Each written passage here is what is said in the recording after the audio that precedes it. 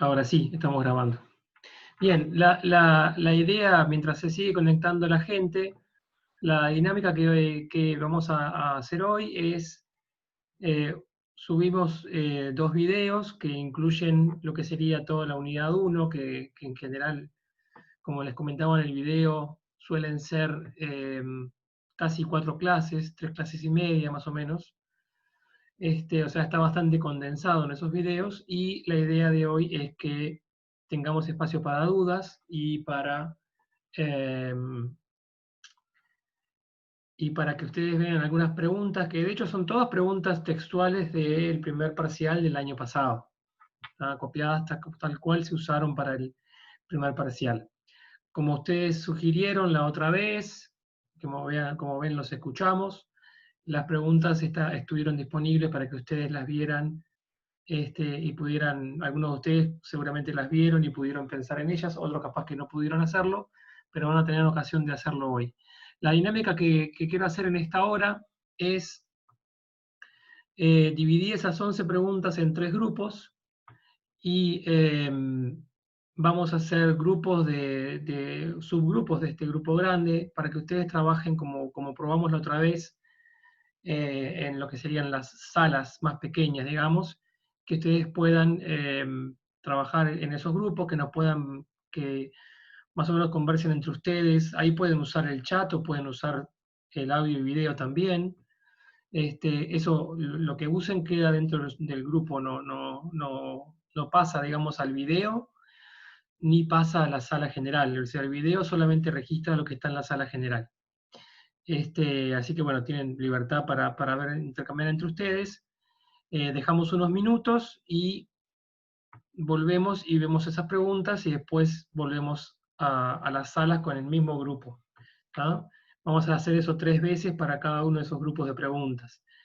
Y a la hora de responder las preguntas, también vamos a hacer la herramienta esta de votaciones que probamos la otra vez, que ya sabemos que no se ven dentro de las salas, o sea que eso lo van a usar cuando vuelvan de las salas más chicas, vuelvan a la sala general. ¿Tá? Le voy a pedir a Maru que yo no voy a poder ver mucho el chat, si vos me podés manejar el chat, Maru, ahí va, gracias.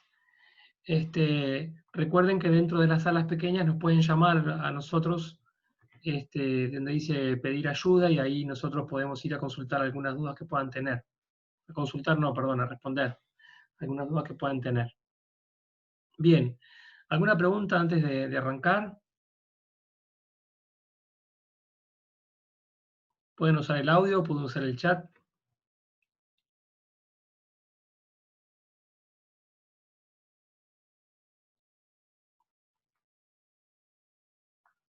Bueno, bien, ahí me queda la duda entre diploide y diploide. Bien, esa duda la vamos a ver.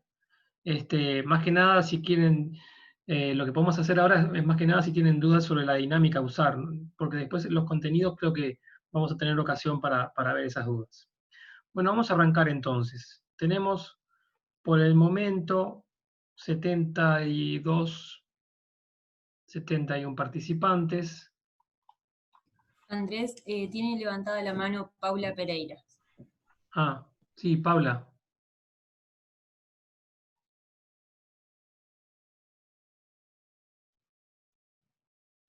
No sé bien, no te estoy escuchando. No, está sin audio. Capaz que... Está sin audio, Paula, sí. Capaz que lo podés sacar. Si no, igual mantener la pregunta para dentro de un ratito y nos vas preguntando. Así podemos arrancar, porque nos va a quedar corto el tiempo. Bien.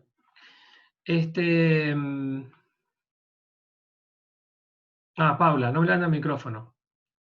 Bien, no te hagas problema. Creo que podemos bajarte la mano, bajar la mano, ahí está, ya está. Bien, vamos a hacer grupos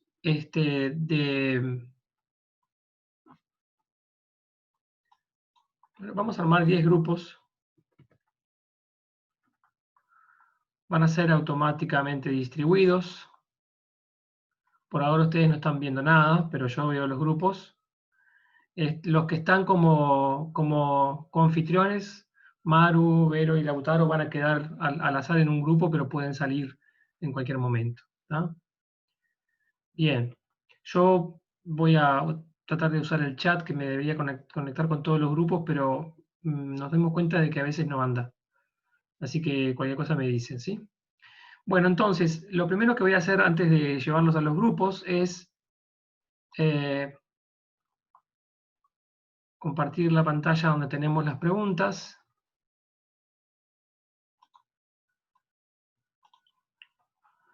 Entonces, de las... ¿Ven mi pantalla ahí? Espero que sí. Sí, se ve. Bien, de las preguntas que teníamos, vamos a arrancar con las primeras tres. Los que espero que de alguna manera todos tengan acceso a estas preguntas, que las hayan bajado a algún dispositivo local, digamos, ¿no? O que las puedan ver en doble pantalla o de alguna manera. Si en un grupo nadie tiene las preguntas, por favor nos avisan, ¿sí? Bien, vamos a arrancar entonces por ahora. Por el momento solamente discutan estas tres. Nos tomamos unos poquitos minutos y volvemos a la sala central. Yo los voy a hacer volver a todos al mismo tiempo.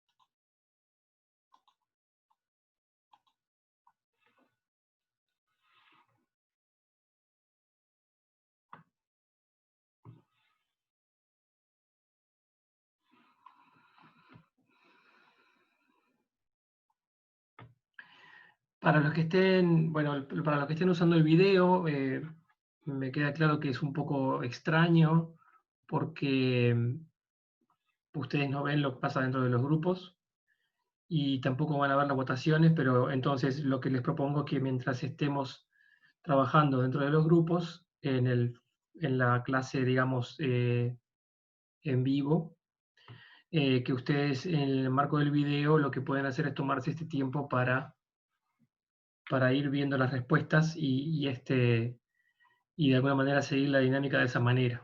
Sé que no es lo ideal, pero es por el momento lo que podemos hacer.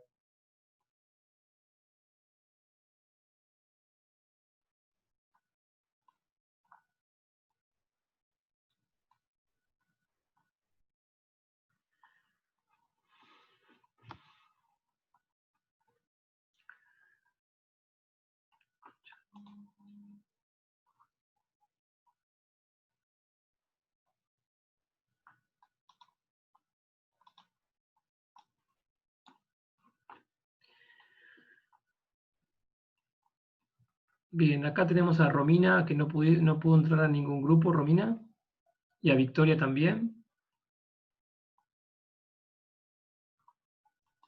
Sí, no. Se me salió y cuando volví a entrar ya no estaba. Bueno, te paso a otro grupo. Acá hay uno que tiene menos gente. Dale. A ver si podés hacerlo. Y Victoria.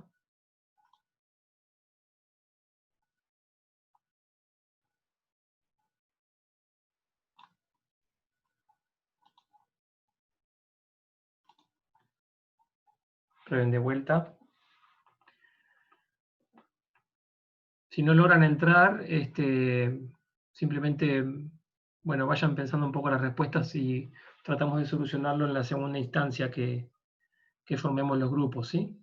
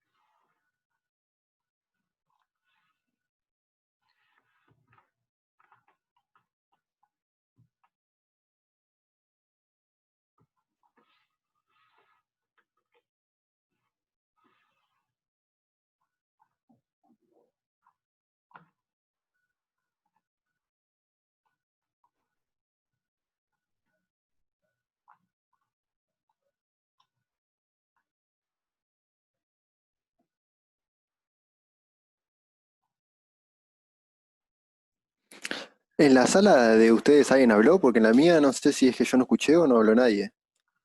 No, es posible que estén usando el chat, Lautaro.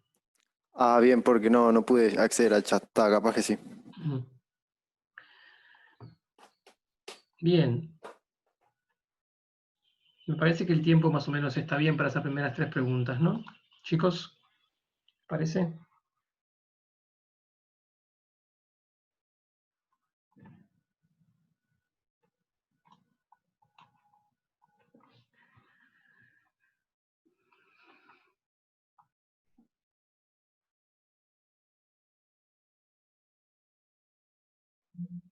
Hola, salí sin querer de la sala, no sé si ya estaba en tiempo de salir o no, o Sí, quedaba un rato más. estamos saliendo en unos pocos segundos. No sé si a vos el sistema te ofrece volver a entrar, ¿Dónde Sí, tendría que fijarme? y la verdad que no sé. apareció una ventanita que te dejaba irte unos 58 segundos antes o algo así. Ah, ok, está. Está bien, igualmente nosotros ya terminamos, así que está. Bien, bien de bien. Gracias.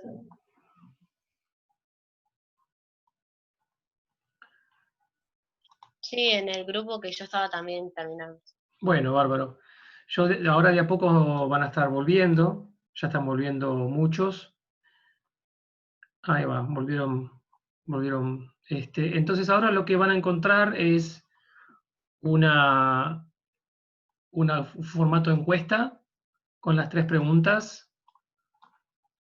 Espero que todos lo vean. Sí, se ve. Bien, pueden ir contestando.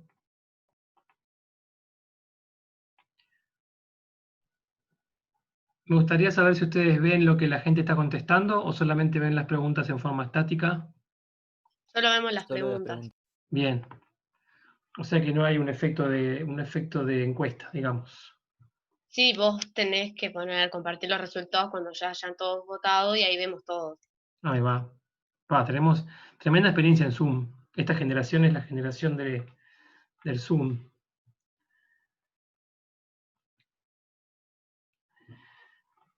Bien. Faltan alguna gente que todavía no votó.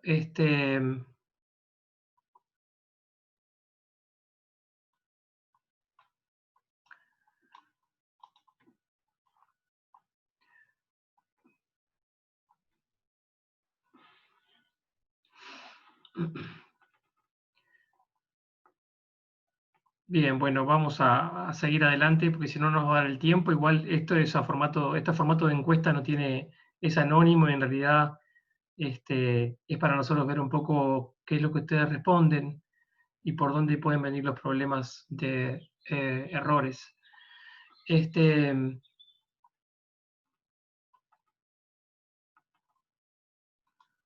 Bueno, al final votaron bastante ya. Un par de minutos.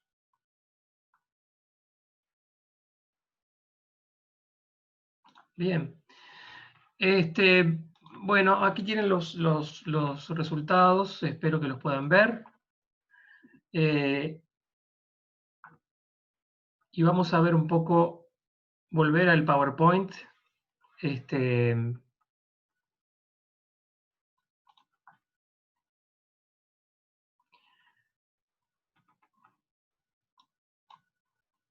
está.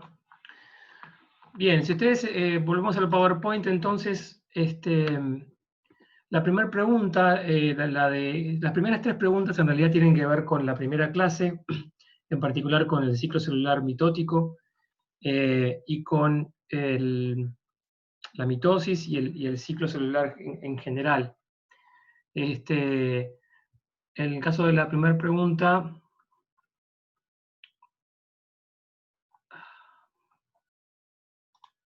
ahí está. Lo que, bueno, es bastante claro que la mayoría respondió bien. En la fase G1, justamente, como puede verse en la transparencia, en la fase G1 es donde la célula de alguna manera va a resolver, entonces, si ingresa en el ciclo de división, cuya primera parte es la duplicación del ADN, una vez que ingresa a la fase S, esto es de alguna manera irreversible, y es en esa fase entonces que el tamaño celular y la cantidad de organelos y otros controles que la célula tiene son muy importantes. O sea que la respuesta correcta era justamente que la célula más que nada crece en tamaño, no es lo único que hace, pero es algo importante entre las cosas que hace.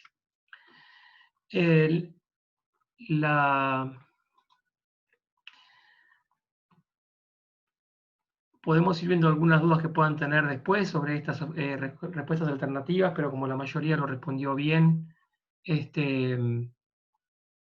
pasamos a la segunda. Las quinasas, ¿a qué tipo de... ¿A qué se refiere con las quinasas, ¿no? Las quinasas son, en general, como la mayoría respondió, fosforilan a otras proteínas, ¿sí? Fosforilan a otras proteínas, eso es lo que define las quinasas. Recordamos que entonces,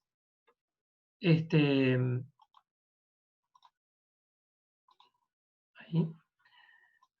Recordemos entonces que este proceso de fosforilar ocurre a una proteína, a una cadena lateral que tenga un grupo nucleófilo, muy comúnmente el grupo hidroxilo, y la quinasa entonces va a agregarle un fosfato en forma covalente, y ese agregado va a tener un cambio muy importante en cuanto a la estructura terciaria de la proteína, muy seguramente va a tener un cambio importante, y eso va a cambiar, acuérdense, la relación en proteínas entre estructura y función, es un mecanismo muy común en la célula para activar procesos o desactivar procesos.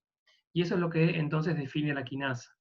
Nosotros en el marco del control del ciclo celular, las quinasas en realidad las vimos en este contexto, ¿verdad? En las quinasas dependientes de ciclina, ¿sí? Que son elementos muy importantes en el control de diversas partes del ciclo celular y que forman estos complejos quinasa-ciclina.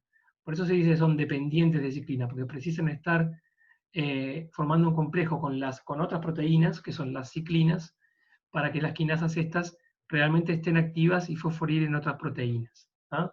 Por eso que entre las opciones aparecían varias que tenían que ver con las ciclinas, porque, bueno, un poco para que quede clara la diferencia entre la quinasa como proteína enzima que fosforila y la ciclina como una proteína reguladora de esa actividad. ¿Sí? Andrés. Acá hay un par de preguntas, sí, ya las veo, gracias Maru.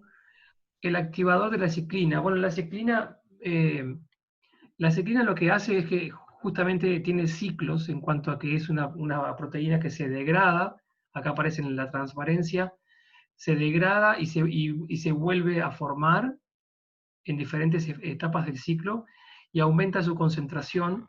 Ese aumento de concentración es lo que en definitiva va a favorecer la formación del complejo con las quinasas. Ahora, ¿qué es lo que regula ese aumento de concentración? Bueno, son otros mecanismos que son en parte los que pueden regular el avance del ciclo, y no los vimos y escapan un poco al curso, pero básicamente lo que ocurre con las ciclinas no es que haya un evento, digamos, de activación, sino que se van degradando y formando, o sea, cambian la concentración en la célula. La otra duda es... Sí, tengo una duda, las quinasas tienen que unirse a una ciclina y además ser fosforiladas. ¿Pero quién la fosforila? Bueno, otra quinasa, justamente. O sea, lo que vemos, no tenemos que entrar en detalles, sino si son otras quinasas que tienen esa función, fosforilar a cierta quinasa dependiente de ciclina, ¿sí? Entonces son como si fueran dobles procesos de control, ¿tá? Hay como un control y ese control tiene otro control y así. Eso es algo muy común en la célula, que los controles parecen redundantes, lo cual hace que sea un control que los fenómenos que ocurren en la célula, cuando por ejemplo a la proliferación celular, son muy controlados y el control es como muy robusto porque tiene como varias etapas. Las proteínas quinasas y quinasas son lo mismo, sí, son diferentes formas de mencionarlas. Vi una mano levantada, pero ya la bajaron, me parece que ya se ve que contestaste la duda. Bien. Y después, acá hay alguien que tuvo un problema con contestar la pregunta, no de contenido, pero con que no le aparecían las opciones. No sé si alguien más tuvo ese problema. Bien, ya el otro día pasó que alguien no podía ver las encuestas. Bueno, tenemos que irlo trabajando, pero también para nosotros es un poco difícil saber todos los detalles de por qué puede o no andar. De todas formas, estas son encuestas, ¿verdad? No es que haya una necesidad imperiosa y que esté asociado a un nombre o que se califique de alguna manera. ¿Tá? Ok. Tá. Es porque estabas en Zoom, en el Zoom web, digamos, ¿no? Tá. Sí, es probable que en el Zoom web haya algunas cosas que no van a funcionar. Ahí está. Bueno, se puede entonces bajar la aplicación. Ok, bien. Bueno, me alegro que lo vayan solucionando. Creo que podemos seguir adelante entonces. Hay una pregunta más de Eugenia Sí, en el chat.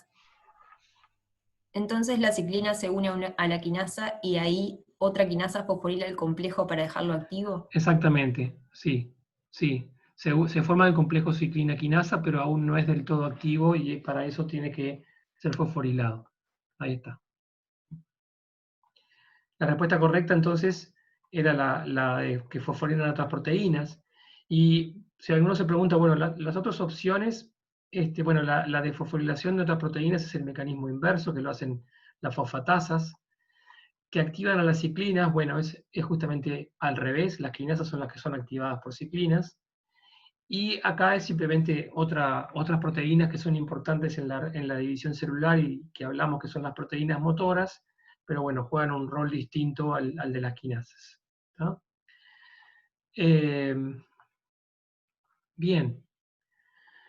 La tercera pregunta hablaba de una droga que desestabiliza los filamentos de actina. Entonces, bueno, ¿cuál es su efecto, verdad? Básicamente nosotros hablamos del rol de los elementos del citoesqueleto en la mitosis. Aquellos que recuerden, por ejemplo, que las bacterias, las células procariotas, no tienen citoesqueleto, por lo tanto, la mitosis es un evento de división que no tiene nada que ver con las procariotas, ¿sí? Es de células eucariotas, porque el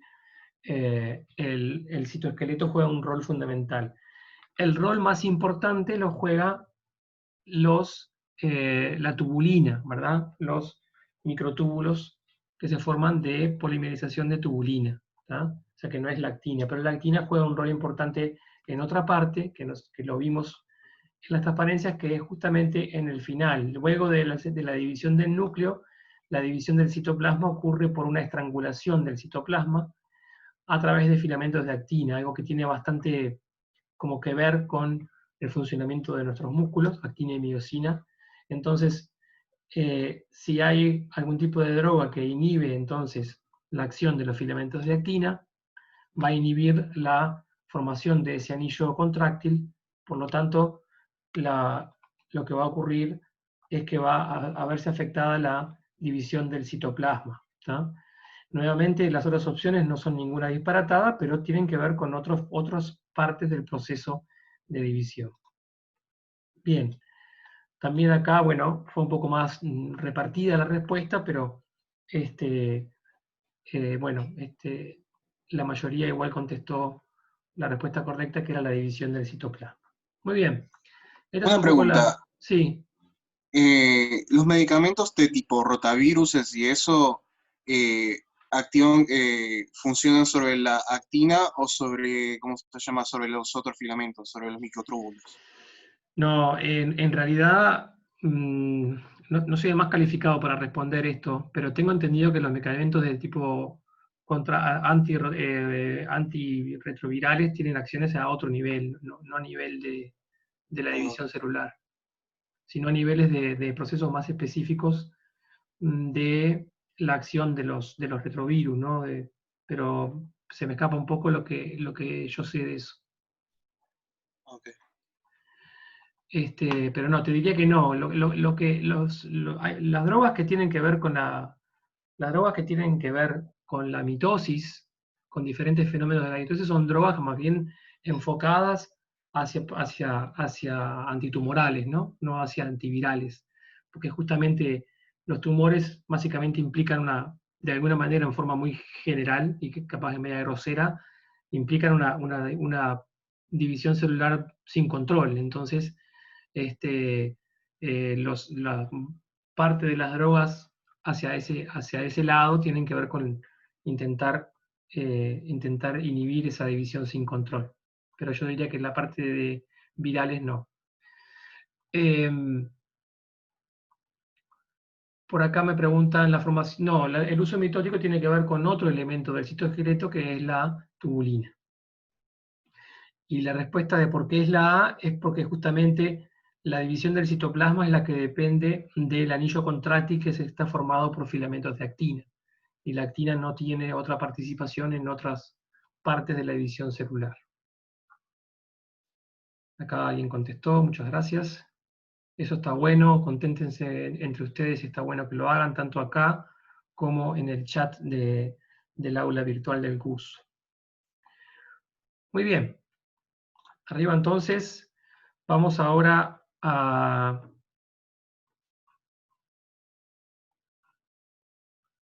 Vamos ahora entonces a volver a los grupos con la siguiente serie de 4 preguntas, de la 4 a la 7, ¿sí? Por lo que veo, todos los grupos tenían disponibles las preguntas, así que esa parte estaría solucionada. Vamos a volver a buscar esperen un momento. Aquí. Bueno, vamos a volver a usar los mismos grupos. Cualquier duda, cualquier problema que tengan para ingresar, por favor me avisan y nos tomamos unos 5 minutos, un poco más quizá, para contestar estas preguntas.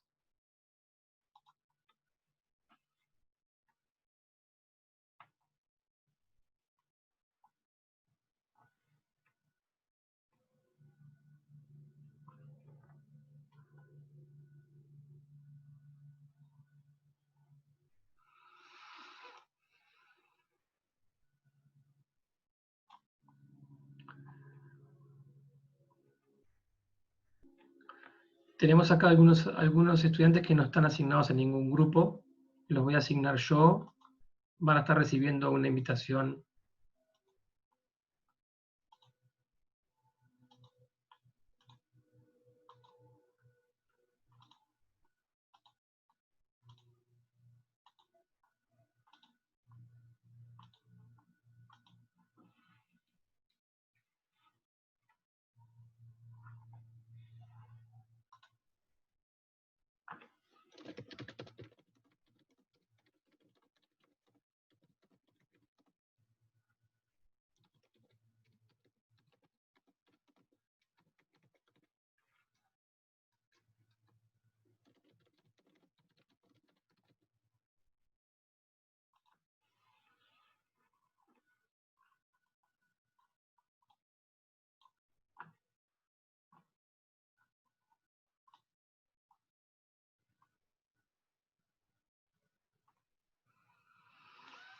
Nuevamente, entonces, en el caso de los que estén viendo este material grabado, pueden tomar este tiempo para, del lado de ustedes, también ir pensando las respuestas, mientras esperamos que los compañeros discutan entre ellos las respuestas posibles.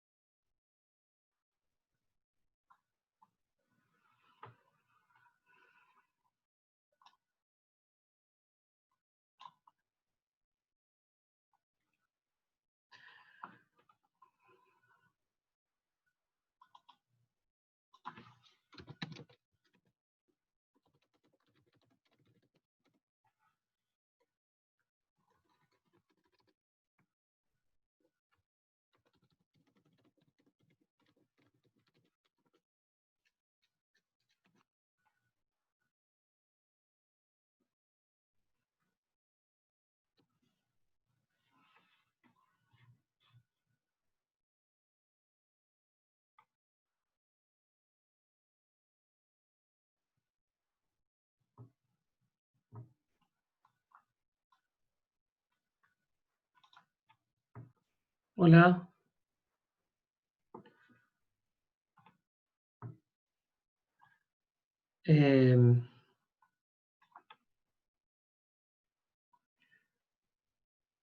No sé si llamaron, tenían alguna duda.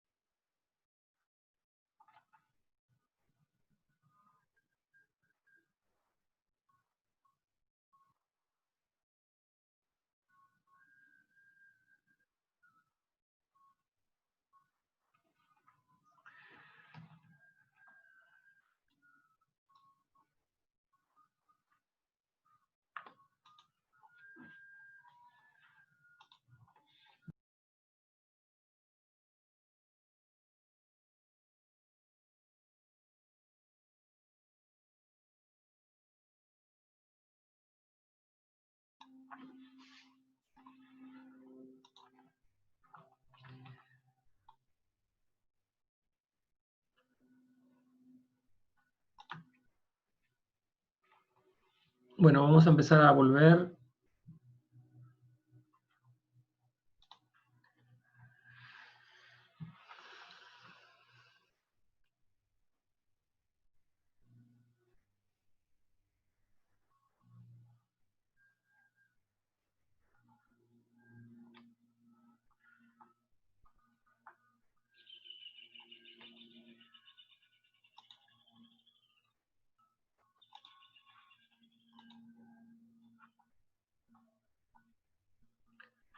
Bien.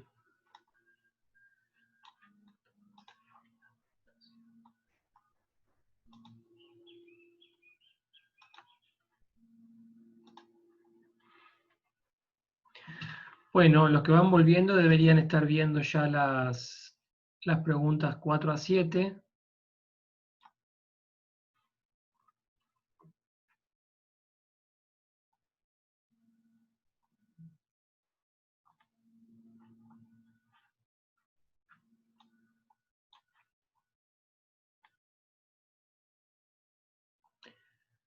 Y algunos ya están respondiendo.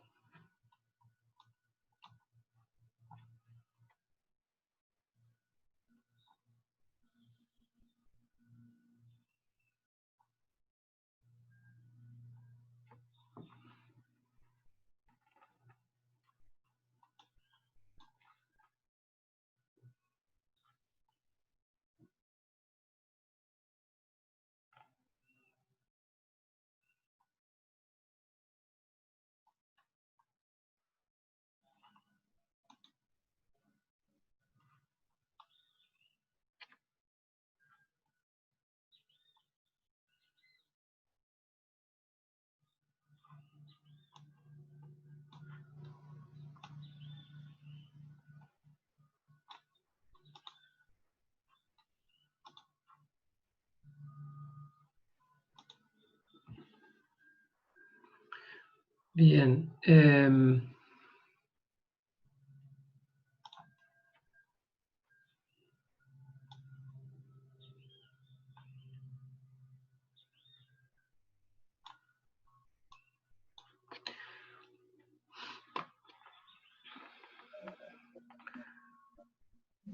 Bueno, mientras esperamos que vayan terminando de votar, había alguien que preguntaba justamente la definición de ploidía, no es muy trivial.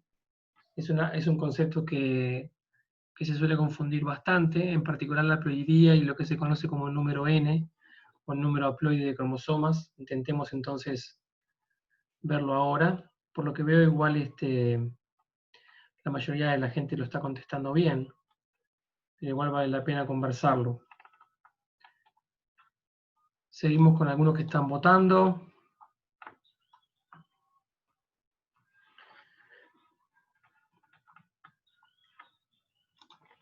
Y ya podemos mover adelante. La pregunta 4, entonces, ¿Cómo se define la haploidía de la célula? Y la pregunta 5, el número n de un organismo se define cómo, lo vamos a bichar juntos.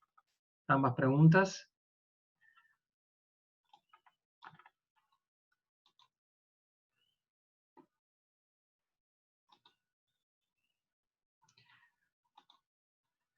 Bien, yo no estoy logrando ver el chat del grupo general, así que Maru, vos me avisas cualquier cosa. Pero entonces, si nosotros vemos esta diapositiva que también la usamos en la clase, ¿sí? Que define un poco el número de juegos de cromosomas, vamos a ver a qué se refiere eso. Y ahí es bastante importante entender el concepto de cromosomas homólogos, ¿sí?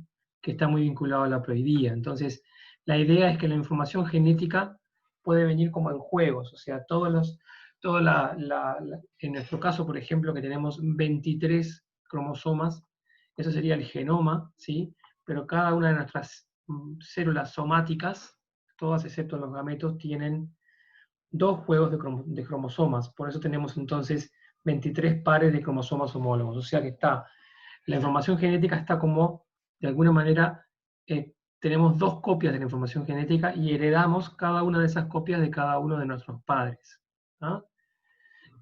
Esas copias no son exactamente copias, no son exactamente iguales, pero sí tienen la misma información genética en cuanto a la función que cumplen, o a los genes que están en esos cromosomas. Entonces, los genes que están en el cromosoma 1 paterno, por ejemplo, son los mismos genes que están en el cromosoma 1 materno, y están ubicados en el mismo lugar de ese cromosoma, y de alguna manera están vinculados a la misma función, pero pueden tener diferencias en cuanto a su secuencia, y por lo tanto pueden tener diferencias en cuanto a la proteína para la cual codifican, ¿tá? Y ahí es donde aparece el concepto de alelos. Pero de todas maneras, entonces, cuando hablamos de ploidía, hablamos de la cantidad de juegos de cromosomas, ¿sí? Si usamos la analogía de los mazos de cartas, ¿tá?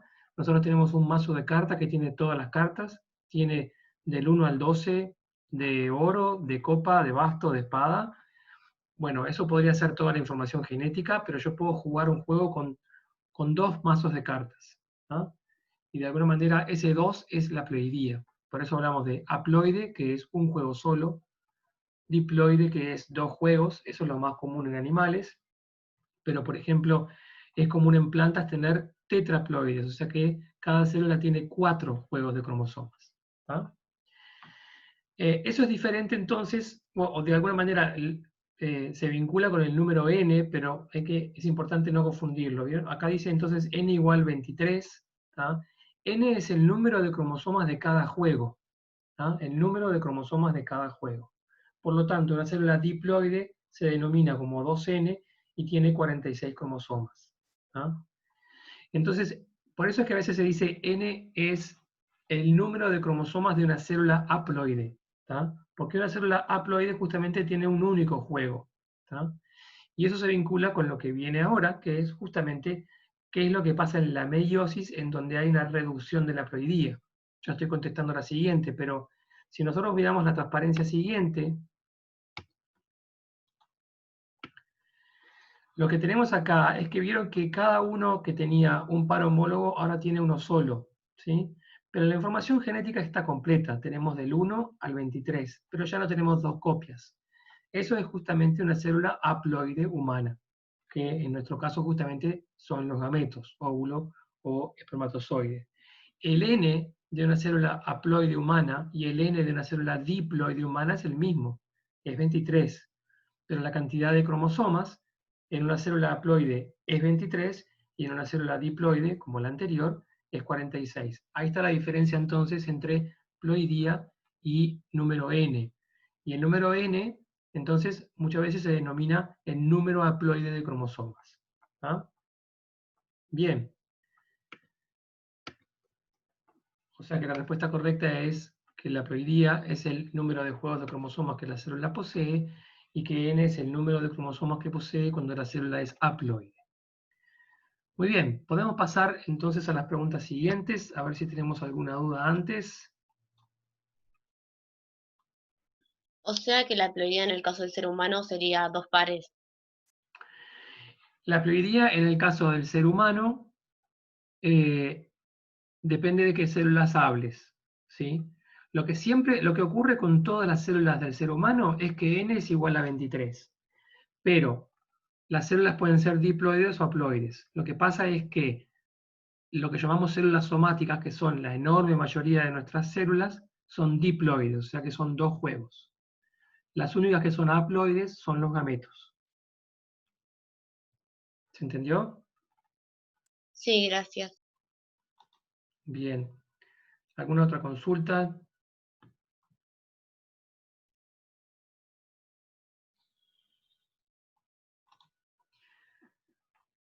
Yo acá me olvidé de finalizar la votación y compartir los resultados.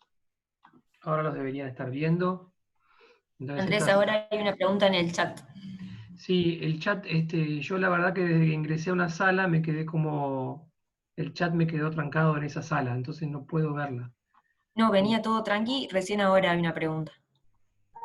Acá aparecía la pregunta. Bien.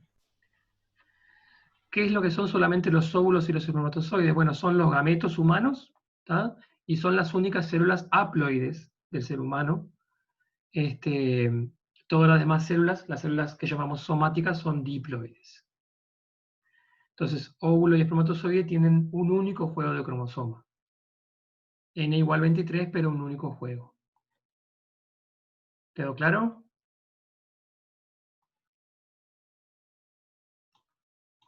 Bien. Hola, una pregunta, disculpa. O sea que los gametos contienen 23 cromosomas, pero sin replicación. Bueno, el uso de replicación es un poco confuso. Los gametos contienen 23 cromosomas, eso está bien, y lo que no contienen no son los pares homólogos, no contienen los homólogos, ¿tá? Porque cuando hablamos de replicación, implica el proceso en el cual se copia el ADN para dar cromosomas de doble cromátide. Es lo que ocurre antes de la mitosis y antes de la meiosis. Esa replicación genera una copia exacta, ¿sí? Pero cuando hablamos de cromosomas homólogos no hablamos de replicación, es un poco diferente.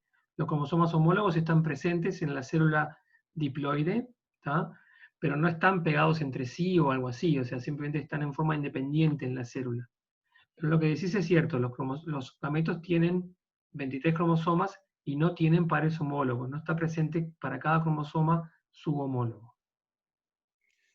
Dijiste de que las células diploides son somáticas también, entonces.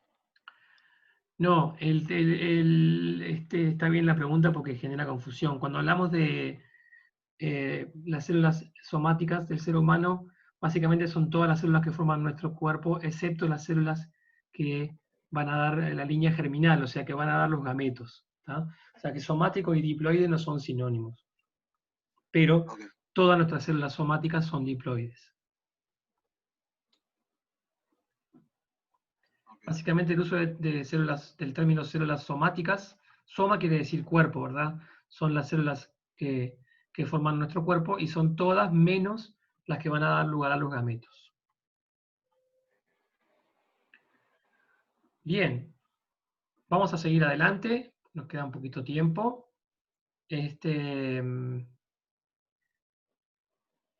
Y vamos a seguir con las siguientes dos preguntas. La meiosis, ya estuvimos un poco hablando. ¿Qué es lo que resulta de la meiosis y qué es lo que ocurre en la anafase 1 de meiosis? Bueno, si recordamos entonces,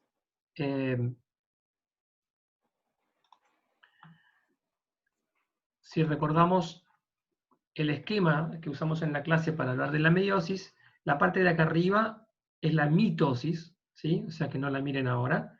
La parte de aquí hacia abajo es la meiosis. Acá tenemos representado en diferente color un par homólogo. O sea, ¿cuál sería el número n de esta célula?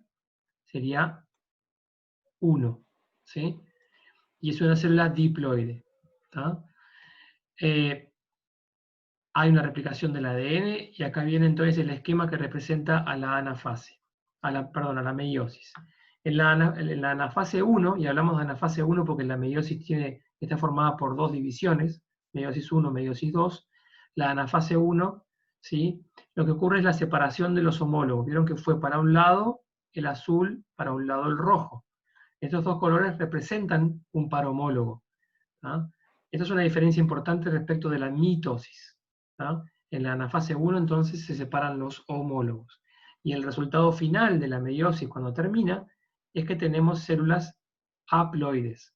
¿Ah? Tenemos células, vieron que ya no tenemos cromosomas de diferente color dentro de cada célula, sino que tenemos células haploides. Este es el mecanismo entonces por el cual pasamos de una célula diploide a 4 células haploides.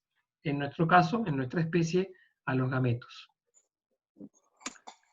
O sea que decir anafase 1 es lo mismo que decir meiosis 1. No, anafase, recordemos que anafase es un término que se usa para una de las fases de la mitosis y de la meiosis, que es cuando los cromosomas que están alineados en el ecuador de la célula se separan hacia los polos de la célula. Eso ocurre tanto en mitosis como en meiosis. O sea, en mitosis también hay una anafase, ¿sí?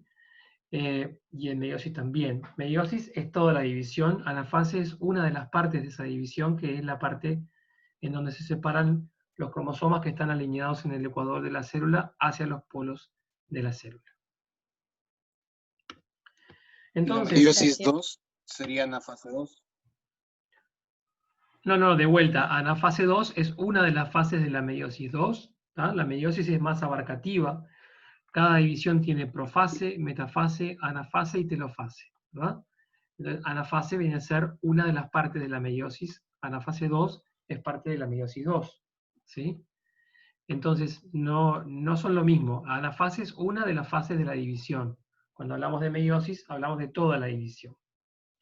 En la anafase 1, lo que ocurre es la separación de los cromosomas homólogos. Y esta es una diferencia muy importante con lo que ocurre en la anafase de la mitosis.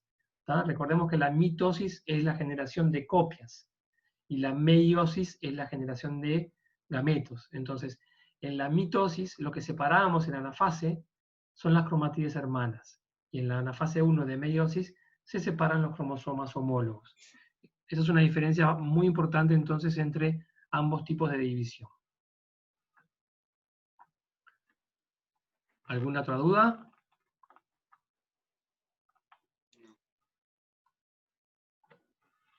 Muy bien.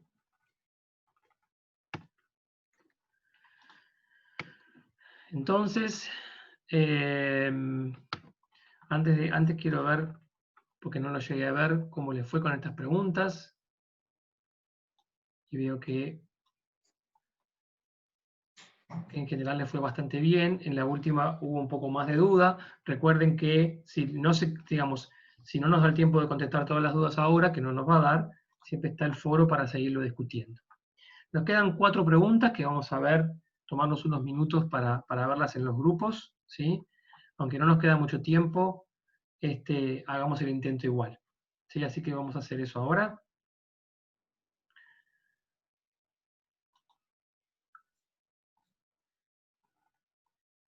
Aquí.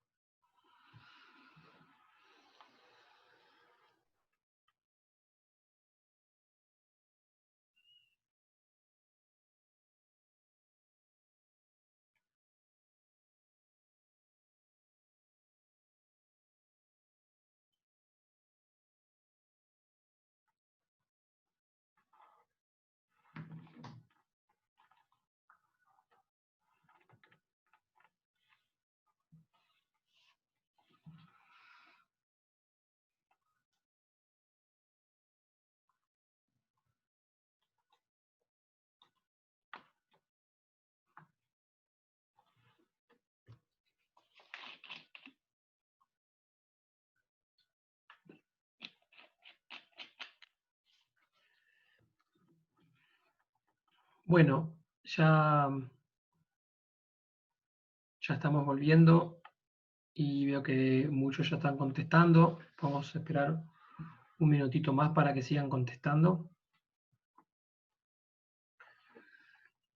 Esta vez lo tuve que apurar un poco porque en teoría a las 3 tenemos que entregar el usuario de Zoom de facultad para otra reunión.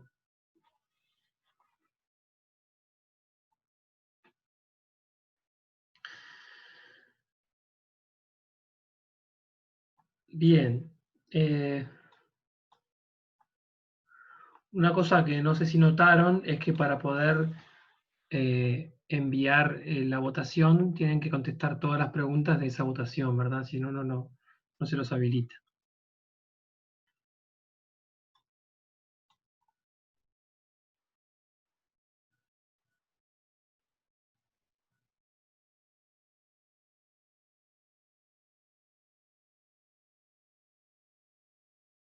Bien.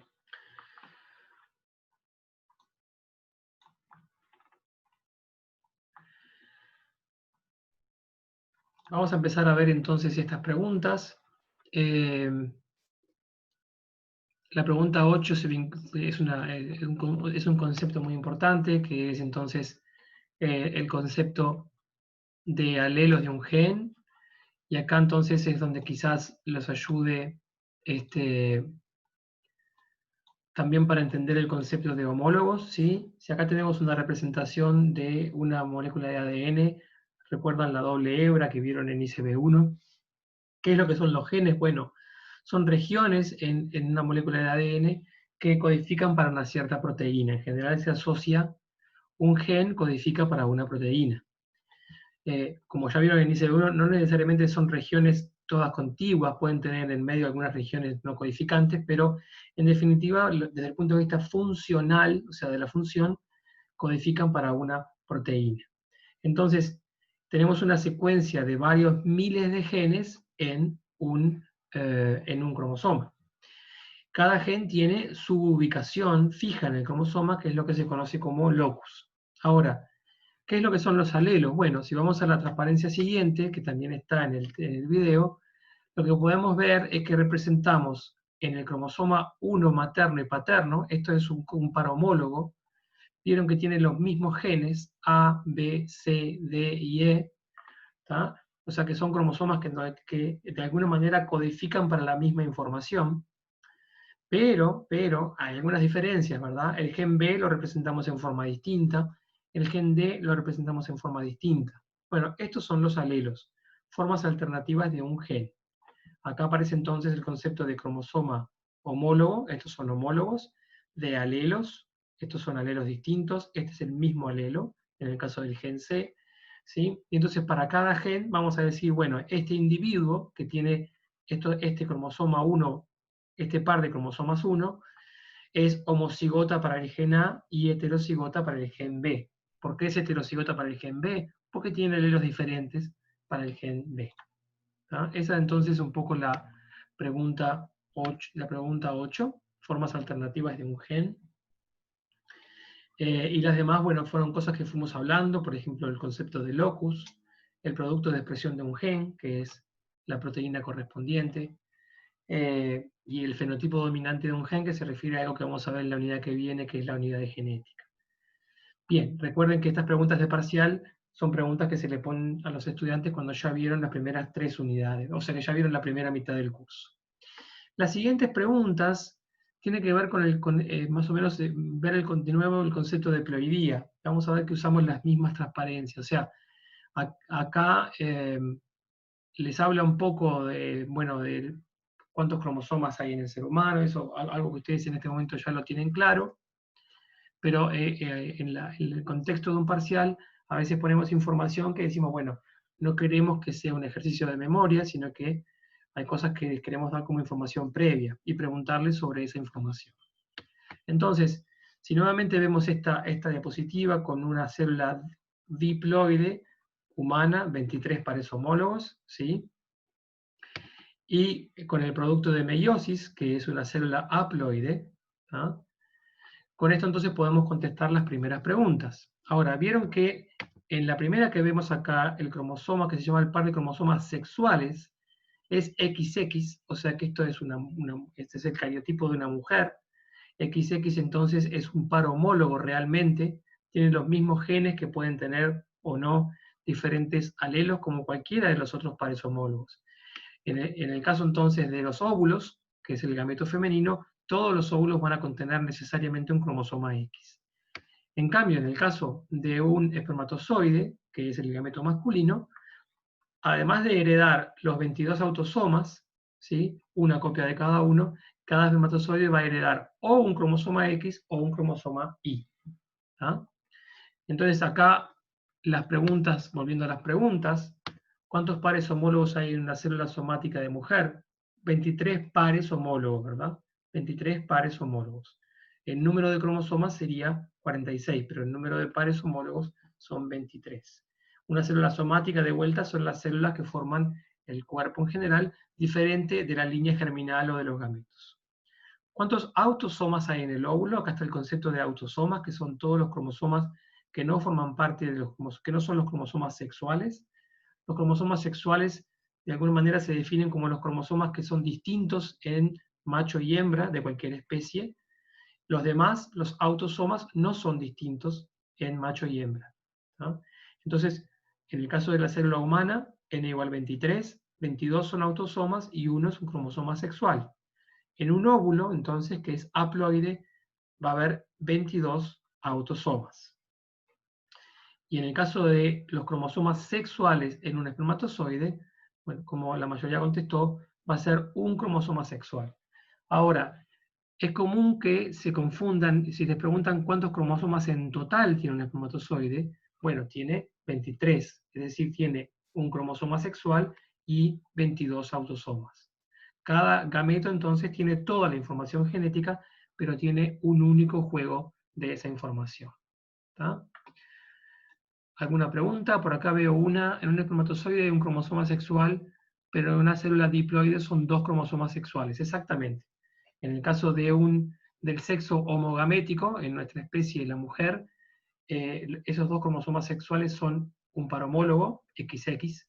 En el caso del sexo heterogamético, que es el ser humano es el hombre, ese par de cromosomas sexuales no es un par homólogo, o sea, no tienen los mismos genes, y es el X y el Y.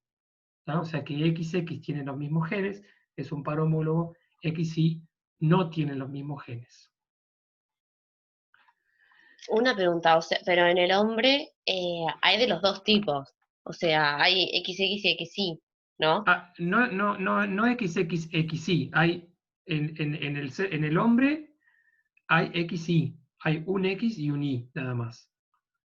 En todas las células diploides vas a tener solamente 2 cromosomas sexuales, en las células diploides, ¿está? En el hombre va a ser XY, tenés un X y un Y, y en la mujer un X y otro X, ¿está? Y en el óvulo y espermatozoide tenés un solo juego, o sea, 23 cromosomas en total. 1 es un cromosoma sexual, 22 son autosomas. El cromosoma 23 del óvulo sería el sexual, exactamente el cromosoma X. En una célula somática del hombre también tienen 23 pares de cromosomas. Sí, también tienen 23 pares de cromosomas, con el detalle que el par de cromosomas sexuales no es un par homólogo, pero igual, ante esa pregunta sí, tiene 23 pares de cromosomas. Bien. ¿Alguna otra duda? ¿Alguna otra pregunta? Al final, esta votación me olvidé de terminarla, la termino en este momento, y como vemos en general, fueron bastante bien respondidas, o muy bien respondidas, ¿sí? O sea que más o menos les va quedando claro. Otras dudas que vayan quedando, no dejen de consultarlas en el foro. Bien, entonces, esta fue un poco la dinámica que queríamos, esperen que vamos a contestar esto aquí. Esta fue un poco la dinámica que queríamos probar con ustedes. Como hablamos al principio, a esta altura ustedes tienen una experiencia bastante grande, mayor que nosotros, porque han pasado por todos los grupos con estas modalidades virtuales, con diferentes éxitos y diferentes estrategias. Siempre entonces toda la devolución que nos puedan hacer a través del foro es bienvenida. Nosotros creemos que el uso de las salas más pequeñas es bueno para que ustedes de alguna manera tengan una instancia de trabajar en grupos y de discutirlo. Creo que nos quedamos un poco cortos de tiempo, pero bueno, es algo a ir mejorando. La idea entonces es que haya otra instancia de estas el viernes, no de la semana que viene, sino el otro. O sea, después que vayamos subiendo los videos de la unidad 2, que es la unidad de genética. Vamos a subir 3 videos, miércoles, viernes y miércoles, y el otro viernes, entonces, igual lo vamos a anunciar en el foro, el otro viernes entonces vamos a tener otra instancia similar. ¿Ah? Bien, ¿alguna otra pregunta? Una pregunta, ¿el archivo que subieron a novedades para el laboratorio, hay que estudiar desde ahí para las preguntas pre-laboratorio? ¿O cómo es? Sí, el archivo que se sube es el repartido del laboratorio y las preguntas se basan en ese repartido. Ahora, lo que está bueno también, ustedes van a ver es que cada uno de los módulos se asocia a alguna parte del teórico. No solamente del teórico de ICB2, también puede ser de ICB1. Por ejemplo, este primer práctico tiene que ver con la unidad 3 de ICB1, que es la unidad de metabolismo energético. Entonces, además igual en ese repartido hay algún repaso de los conceptos principales, pero está bueno que también vayan a repasar la unidad de metabolismo de ICB1. Eso es entonces en modalidad presencial la semana del 21 de septiembre. Alguien está preguntando algo, pero no logro escuchar.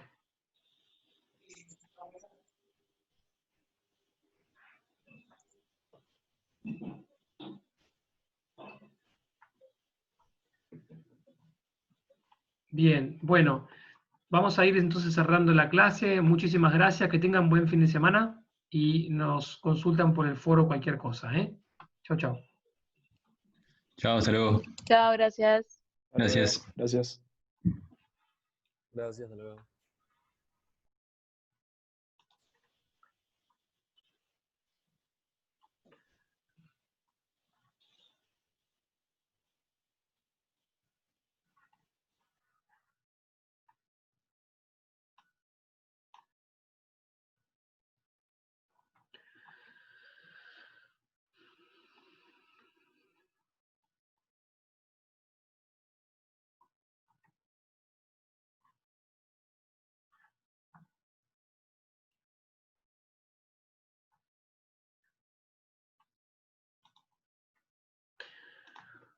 Bueno, chicos, después me comentan ahí si quieren alguna cosa para cambiar.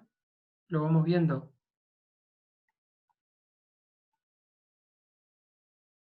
¿Sí? Hola, Lautaro. Hola, ¿Cómo andás? ¿todo bien? ¿Todo Ahora bien? sí, se Sí, fueron yo. todos. Sí, ahora sí Los estamos. estudiantes. Se fueron todos. Ahí está Carmen. Bien, bueno. Me parece que anduvo bastante bien, ¿no? Yo creo que sí. Un poquito apurado al final.